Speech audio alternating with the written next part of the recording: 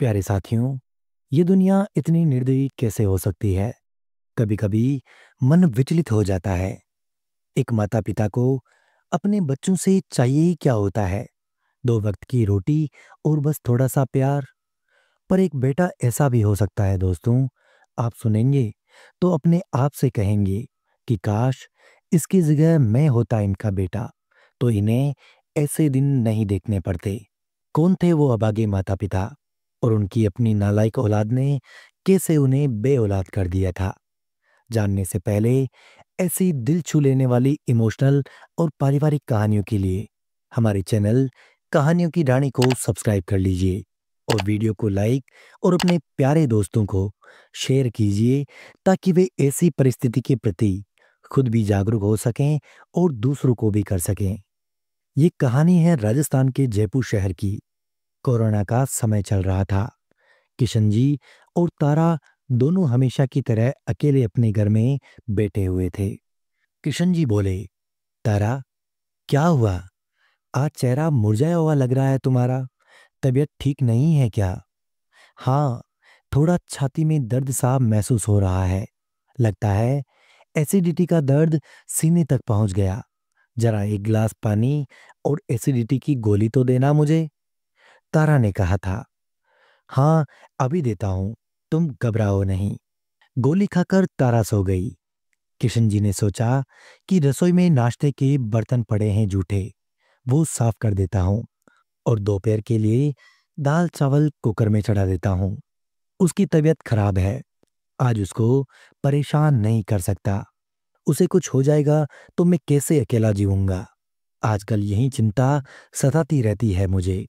मेरी उम्र 75 साल की हो गई है और वो 70 साल की है। जानता हूं दोनों एक साथ नहीं मरेंगे। एक आगे जाएगा तो एक पीछे जाएगा, लेकिन जो भी पीछे जाएगा वो अकेला रह जाएगा। हमेशा यही सोचता रहता हूं, अगर मैं गया पहले तो वो कैसे रहेंगी अकेली मेरे बिना, और वो गई तो मैं कैसे रहूंगा उसके बिना। शादी के इतने साल एक दूसरे के साथ रहने के बाद भी इतनी आदत हो जाती है एक दूसरे की कि दोनों का अस्तित्व एक सा हो जाता है, जैसे अपने ही शरीर का हिस्सा हो। लड़ाई झगड़े नोक जोक तो चलती रहती है उम्र भर, लेकिन इसका अर्थ ये नहीं कि शादी में प्यार नहीं है। मैं उससे बहुत प्यार करता हूँ और उसके बिना अकेले जीने की कल्पना मात्र से ही मेरी रूह कांपने लगती है। ये सोचते सोचते किशन जी की आंखें भर आ गई थी। लोग जब भी उनसे पूछते कि आपका बेटा कहाँ है, मैं लोगों से कहता था कि हम दोनों अकेले रहते हैं। हमारा एक बेटा है, वो अमेरिका में रहता है, अपने बीवी बच्चों के साथ। फ़ोन पर मेरी बात हो जाती है रोज़ उससे। हर महीने वो पैसे भेजता है हमारे लिए। कहता है, पापा आप इधर आ जाओ, मेरे पास रहने के लिए, पर हम जाते नहीं। लेकिन सच्चाई ये थी कि दरअसल उनका बेटा इसी शहर में रहता था और वो भी अपने परिवार के साथ। पहले सब साथ रहते थे, लेकिन आपस में बनी नहीं, इसलिए सब अलग हो गए। किशन जी कहते हैं कि मेरे पास 2 घर है, एक 2 कमरों का और एक 3 कमरों का। मैं तारा को लेकर 2 कमरे वाले घर में शिफ्ट हो गया। मैं अपने बुढ़ापे के दिन इज्जत और शांति से गुजारना चाहता था, इसलिए मैं अलग हो गया। मैं और तारा दोनों की सरकारी नौकरी थी। हमें पेंशन मिलती है, जिससे हमारी गुजर बसर आसानी से हो जाती है। अपनी मर्जी से आज़ादी से जीते हैं शान से। उसके पैसों पर निर्भर नहीं है हम। ये सोचते सोचते पत्नी तारा नींद से जाग गई। किशन जी बोले, अरे तारा, उठ गई? तारा बोली, जी हाँ, मैं अब ठीक हूँ, चलो मैं खाना बना देती हूँ। किशन जी बोले, नहीं, रहने दो, मैंने बना दिया है खाना। तारा की आंखों में किशन जी को कुछ नमी दिखी। तारा ने कहा कि कितने दिनों से संदीप का फोन नहीं आया, उससे बात करने का मन कर रहा है, इकलौता बेटा जो है हमारा। किशन जी बोले, मैंने किया था फोन उसे, उसने कहा अभी बिजी हूं मैं, बाद में बात करूंगा। मैं जानता हूं उसका बाद में कभी कॉल नहीं आएगा। 1 महीने से संदीप से बात हुई नहीं थी। किशन जी बोले, हमें सिर्फ वक्त ही तो चाहिए था अपने बेटे से। बस दिन में एक बार फोन करके हालचाल ही पूछ लेता। कैसे हो आप दोनों? किसी चीज की जरूरत तो नहीं है। कोरोना का समय तो था ही, काम वाली ने भी आना बंद कर दिया था। कैसे तो बुढ़ापे में एक दूसरे को संभाल रहे हैं। उसे एक बार भी नहीं लगा कि हमें उसकी जरूरत होगी। वक्त ही तो मांगा था, पैसा तो नहीं। तारा रो मत, तबीयत खराब हो जाएगी। चल खाना खाते हैं। रात को अचानक तारा की छाती में दर्द हो गया और उसकी सांसें उखड़ने लगी। इस बार एसिडिटी का दर्द बिल्कुल नहीं था। किशन जी ने संदीप को फोन मिलाया, लेकिन उसने उठाया ही नहीं। पड़ोसियों का दरवाजा खटखटाया तो उन्होंने खोला ही नहीं। किशन जी ने घबराहट के मारे पसीने छूटे जा रहे थे और आंखों से आंसू बह रहे थे। ज्यादा सोचने का तो वक्त था ही नहीं। उन्होंने मास्क पहना, सैनिटाइजर लिया और जैसे तैसे तारा को कार में बिठा दिया और वहां से हॉस्पिटल लेके चले गए। कोरोना के कारण वैसे ही हॉस्पिटल्स का बुरा हाल था। बहुत हाथ जोड़े तब जाकर उसका इलाज शुरू हुआ। वो आईसीयू में थी। उसे दिल का दौरा पड़ा हुआ था। डॉक्टर मेहर ने बताया, एक बड़ी भली लड़की ने किशन जी की सब मदद कर डाली। किशन जी ने बेटे को फिर फोन लगाया। इस बार उसने फोन उठा लिया।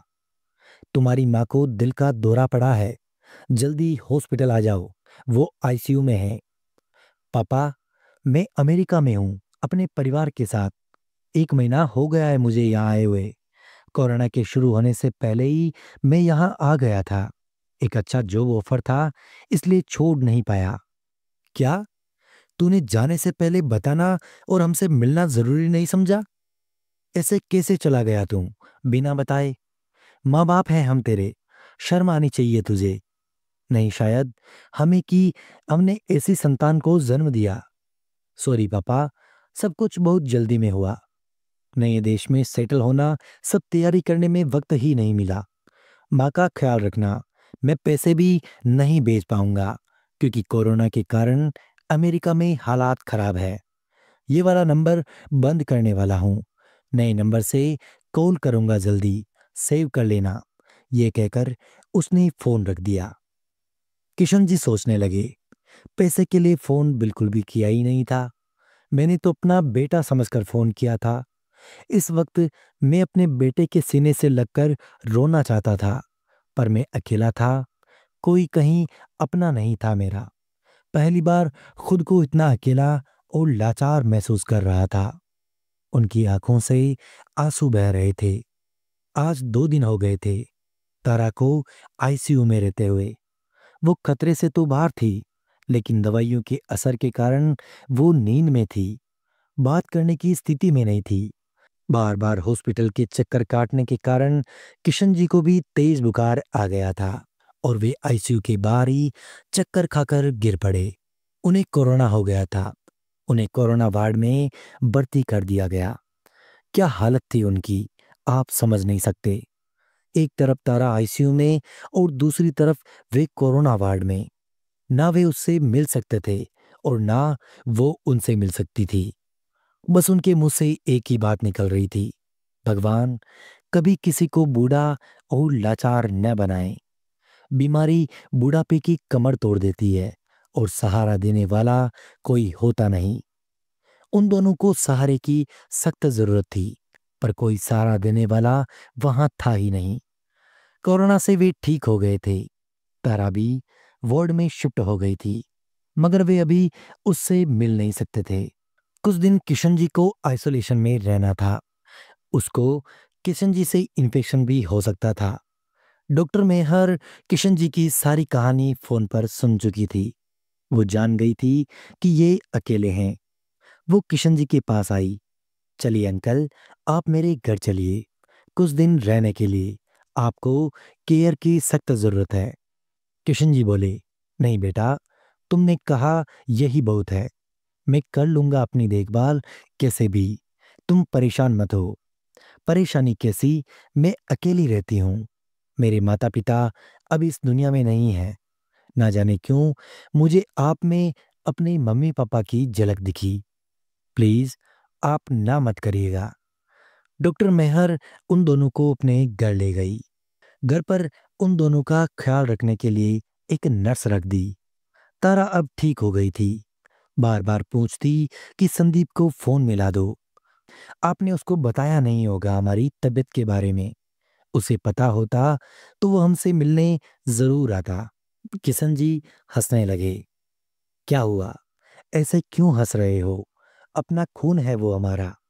देख लो, उसे पता चलेगा कि हमने उससे अपनी बीमारी की इतनी बड़ी बात छुपाई है तो वो कितना नाराज होगा हमसे।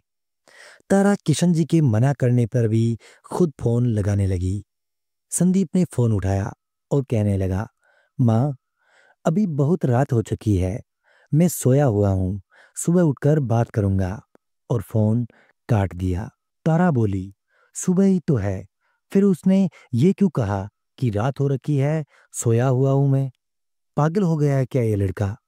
शायद तारा ने देखा नहीं। किशन जी बोले, ये बाहर का नंबर था, वो अमेरिका चला गया है अपने परिवार के साथ। 1 महीना हो चुका है। मैंने फोन किया था जब तुम आईसीयू में थी। तारा हैरान थी, रो भी नहीं पा रही थी। वो किशन जी के गले से आकर लग गई और रोने लगी और कहने लगी कि आपने कैसे किया होगा ये सब अकेले? मेरी बीमारी, आपकी अपनी तबीयत, ये सब आपने कैसे संभाला?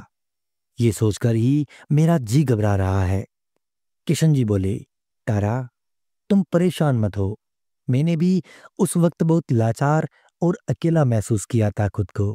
पर तुम्हारे लिए खुद को कैसे तो संभाल लिया।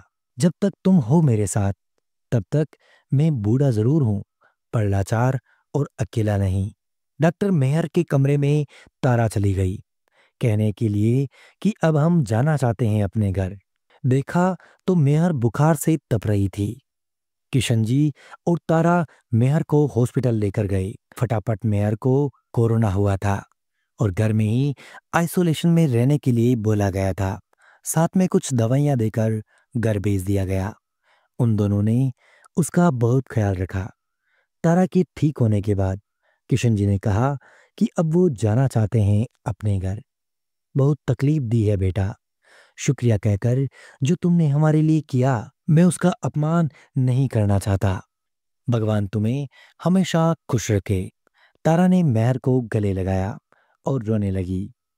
मेहर ने भी कसकर तारा को प्यार किया और किशन जी की तरफ देखकर बोली, मैं अपने माँ पापा से फिर से अलग नहीं होना चाहती।